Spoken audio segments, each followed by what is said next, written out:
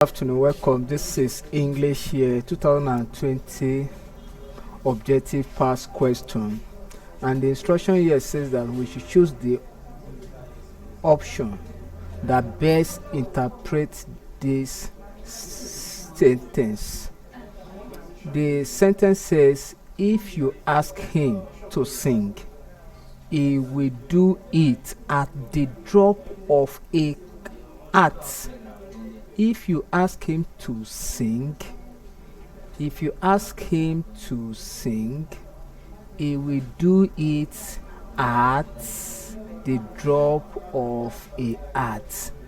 Now, this means that he will sing, option A, joyfully, B, melodiously, C, immediately, D, sluggishly. Now I want to talk of at the drop of a hat. No. To drop, let's say, to drop a hat or cap. It is very easy. It is very simple. So the implication here is that it is easy and instant to do. That is instant to do. So an instant here relates to immediately.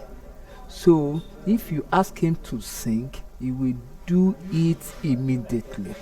So option C is correct, because that is the implication of a drop of a hat.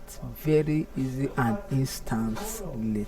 So option C is correct. Thank you and God bless you. Ensure you subscribe for more videos.